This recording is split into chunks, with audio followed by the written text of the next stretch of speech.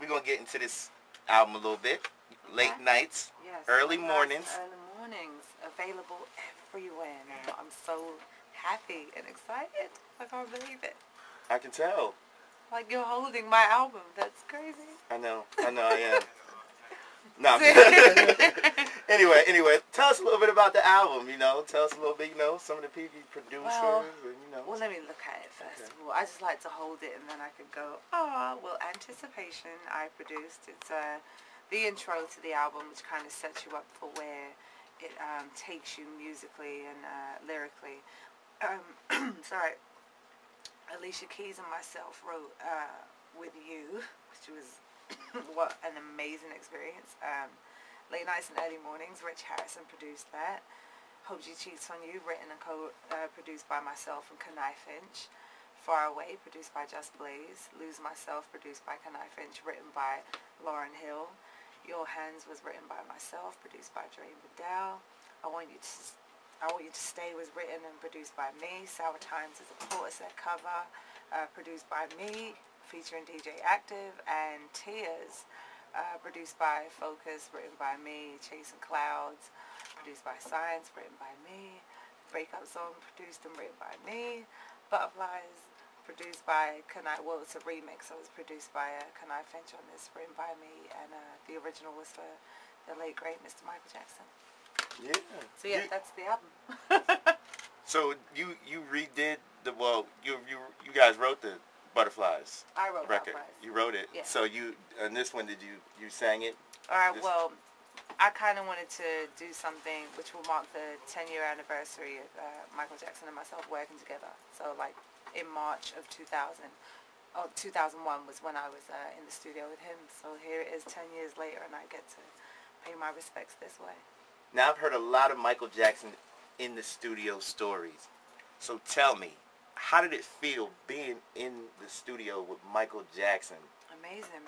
He allowed me to tell him exactly what to do in order for him to create the song that he loved so much. And hearing the demo of what was Butterflies, he was in love with the song. It didn't matter if I was an unknown songwriter, producer. He was just in awe of what this song meant to him. So in getting to the studio, I was like, look, you are the producer, you are the vocal director of this record, and I want you to teach me how to do that. And I think that's what became so successful about that song, is that he made it exactly what it is. Like there was no ego about it, I'm going to put my twist on it. He was like, no, I love your record, I want to do your record, and have me on background vocals and me and him ad-libbing back and forth at the end. It was just a humbling experience to see someone so the legend and icon that we know versus him being a human being. He was still a man, a father, a brother, just a regular dude, but he was Michael Jackson. It's crazy. So what we're going to do is we're going to get into a record from your album. Okay. Far Away. Yes. Which is a record that I have heard a lot about. I heard the video was very, very... You haven't seen it yet? I haven't seen it yet. Okay. You will. But I've heard You should check it out. a lot about it. I'm definitely going to check it out. Okay. Cool. But what we're going to do is we're going to get into Far Away right now. And then we're going to come back with more. Marsha Ambrosius in the studio with us right now. Kiss. Still in the studio. Yes. Am I pronouncing your last name right? Mm-hmm. Okay. I'll tell you if you weren't. Okay. Many people don't. So when they do, I just keep it moving. Okay. Because I don't want to say Marsha A, because...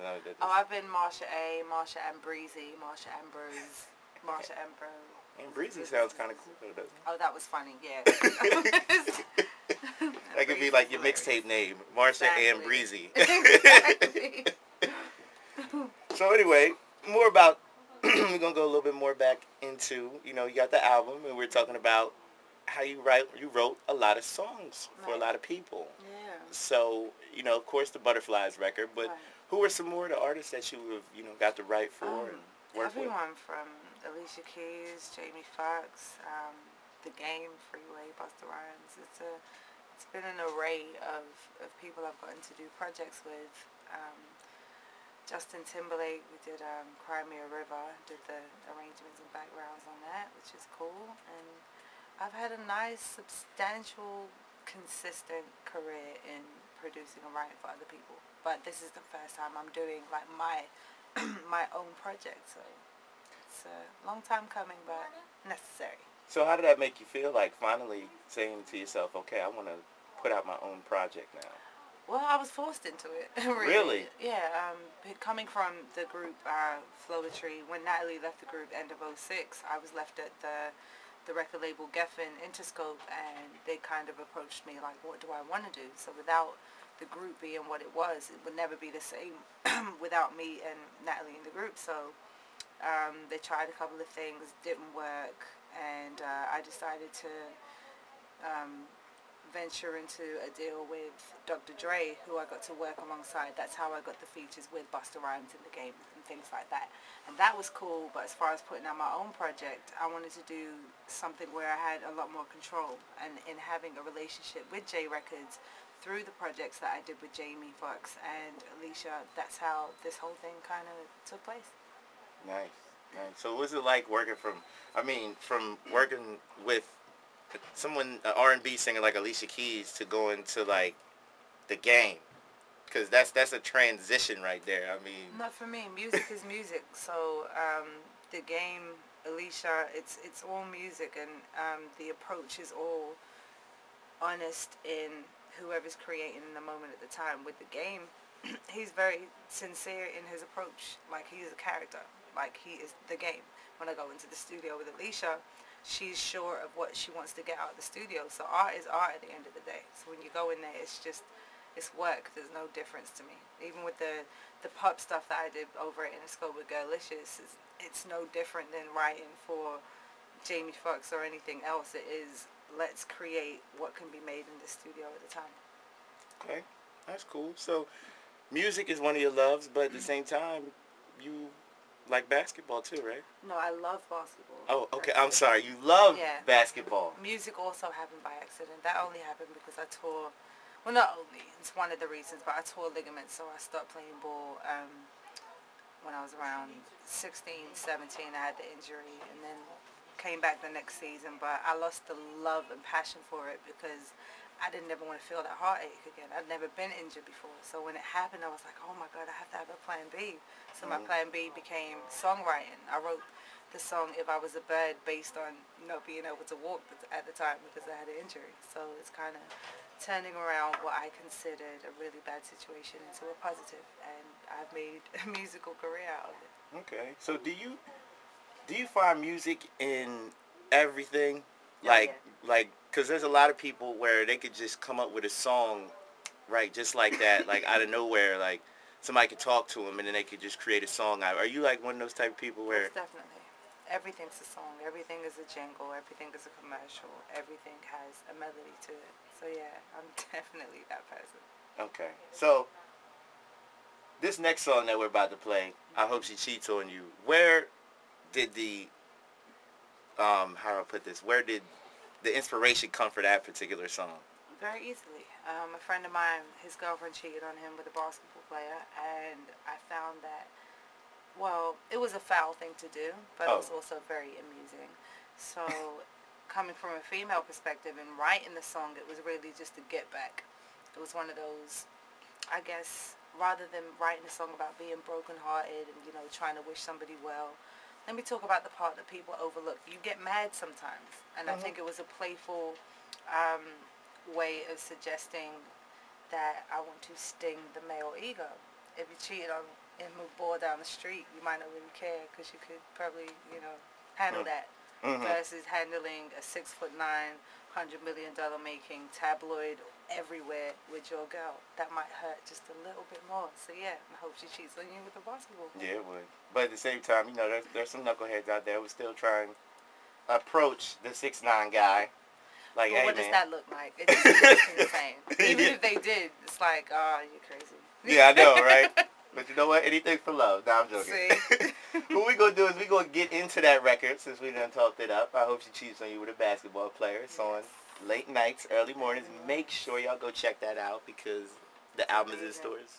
Kiss 101.7. I'm Jay Knight, still in the studio with Marsha Ambrosius. Yes. Lovely record, man. Thank you. I hope she cheats on you. I had so much fun. Shout out to all the women out there, Kim Kardashian and they way up. I mean, you know what's crazy about that line, I was talking about this earlier today, is many have. You'll just never know that. I mean, I think in her case, it's on such a larger scale as Hollywood is Hollywood, and that's what that is. But as females, we've all done our fair share of dirt. And in this record, I was never admitting to being in the right. As far as a female perspective, when it comes to cheating, something had to be going on within the relationship where someone's not happy. So where I didn't have a sex tape out, and that's not how people know me, it's not like I hadn't texted my dudes and, you know, naughty pictures maybe, but it's not like anyone saw that, you know? So it's not exactly what I'm known for, but that's just my case. So with the whole line, I'm just trying to take a stab at what I would find insecure about her, because I'm so mad that you're cheating on me with this gorgeous, voluptuous woman who just happens to have something with her. So I had to point that out.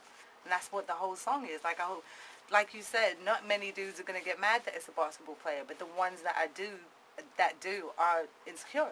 Yeah. So it's just playing off of, you know, insecurities that we have within relationships. Definitely.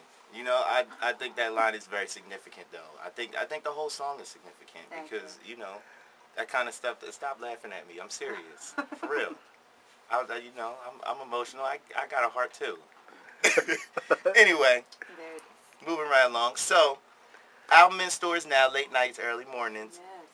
What's next for Marsha Ambrosius? Touring. I go on tour with Melanie Fiona. It's the BET Music Matters tour, and it kicks off in Dallas March 16th, and we will be as many places as we can be. So you can check online for the dates, and yeah, I'll be on the road promoting this album. Really? Mm-hmm. Well, you've definitely done a lot of promotion. I mean, yo, you were doing a countdown on Twitter. I mean, this is personal to me. It means a lot to me. It's not just about, you know, how much, you know, corporate dollars going into your marketing campaign. It's staying familiar with people that have been riding with you from the beginning. So I think as artists, you need to reach your fans, because at some point you lose yourself in the industry. Like, you could just become whatever your face is on that poster or that face is on the album cover, but when people lose touch with who you are, it doesn't connect anymore. I think people want to be really personal with the songs that you hear. So when you hear Hope She Cheats, because I'm in the studio with you guys now, you're like, yo, she was in here choking on the Altoid, joking about having, you know, sexting some dude, but that's just me, because I'm still human in this thing. It goes beyond me being an artist. This is the type of person that I want to, when you play my album, you're like, yeah, that's Marsha, versus me being, you know, an artist and having to put on that particular dress or those shoes to become that side of me. I'm still me, 24/7. It's Marsha Ambrosius. Very humbling. Very humble. I like that. Have to be. Otherwise, you know, after 10, 11 years, I could have hung it up. I could have hung it up 10 years ago when Michael Jackson said, I'm going to, you know, let you record my song. That could have been my bragging point, and I could have stopped working, but I never did. That's good, though. Not a lot of people can say they have, you know, worked with Michael Jackson. And, true. You know, that's definitely a good thing. It's definitely cool for you. Okay, let's be easy. This the Altoid again. It's still there. It's the worst. This is the worst thing that ever happened on air. It's for me to try and bite into an Altoid and choke on it. It's disgusting. So what we're going to do is we're going to give them a sneak peek of the album. Yes. We're going to play a record off your album. Yes, the title cut, Late Nights and Early Mornings, produced by Rich Harris. Kiss 101.7. Yes. I'm Jay Nice. Live in the studio with Marsha Ambrosius. That was Late Nights, Early Mornings, off of her album in stores now. Late Nights, Early Mornings. Yes. Followed by what did you just play after? I'm only playing. I had to call you out. It's okay. No, you tried to call me out. Yeah, sorry. I'm sorry. It was funny. Since I'm here choking on Altoids, someone else has to do something. Yeah, that must have been a hell of an Altoid. That's all I can say. It's a powerful, mighty, mini Altoid. So, make sure you get the album, Late Nights, Early Mornings. It's in stores. Plus, you know, anybody, Twitter, Facebook? Yeah, in stores, the album, iTunes, go grab it. If they don't have it in your stores, you can tweet me on, it's just my full name, Marsha Ambrosius, Marsha Ambrosius. Hit me up on Facebook.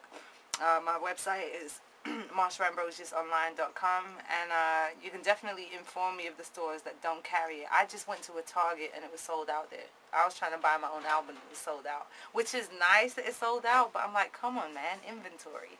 Yeah. Giving back, like if it's product and people were in there also trying to buy it, like, there she is trying to buy her album. And, you know, I just want it out there. I want as many people to have it as possible, so. Absolutely. Have you came across like somebody seems like trying to buy your album and then seeing you like, oh my god? Oh yeah, I've been tweeting locations I'll just be at randomly. I was up in New York and did FYE in Philly yesterday, the day before that in New York at Best Buy, and I'll just tell people, look, I'm on 23rd and 6th. Come through to Best Buy right now. I'm downstairs buying albums. I bought the staff members in there my album. They were very grateful. I did the same thing in the Mac store yesterday. And it's just cool because I love my album. I love my own album, and I want people to love it too. So if I'm not out here hustling trying to get people to listen to it, I don't expect anyone else to do that for me. So I have to do it for myself. I agree. So before we sign off, what is some advice you can give somebody, young, up-and-coming songwriter, singer, that's trying to get to that level? Hustle. Hustle your way to the top. And when I say hustle, it's being exactly who it is that you are, no compromises whatsoever, and getting your voice heard. Whether that's going to every single open mic that you can, standing on a corner and just making noise just because you know that you can. If you sing, if you rap, if you write, do it and do it to the fullest. I think with the social network that we have available today, you can have your own music page, you can sell your own music, you can sell yourself, and I think artists nowadays need to get back to grassroots and grind just a little bit more. Nothing is given. I mean, even with the accolades that I've achieved up to this point and the great people I've managed to work with, I still know that I have to work hard. So if I'm out here buying my own album at Targets and Best Buy, you should at least have your own MySpace page, Twitter account, SoundCloud account, whatever it takes to get yourself noticed. Because if you don't care, no one's going to care about you, because someone else cares that much more about themselves than you do. And that's why, you know, some people are a little further ahead, but you stick at it, and in the long term it works out. So don't compromise. This is 10, 11 years in this industry for me, and this is my first album. I mean, I know I did the Floetry stuff, but as far as doing it how I wanted it 100% my way, this is a first for me. So I want to push it to the fullest. I don't expect the label to push it with me, but I'm just thankful that I have J Records that believe in who I am as an artist. My management, I've been with them for 11 years. J Irving III has believed in me from the beginning, and we're still here, grinding. I agree. Definitely, I agree. Well, we appreciate you coming by. Thank you for having me. Oh, thank you for coming by. No, Trust me, it's a pleasure having you come through. Make sure y'all check out that album, Late Nights, Early Mornings. It's in stores now. Follow her on Twitter, like I am. Facebook, like I am. And get at her. So, get at me. thank you for coming by. More music and more variety is on the way. Just keep it where you got it right here with Jay Nice on KISS 101.7.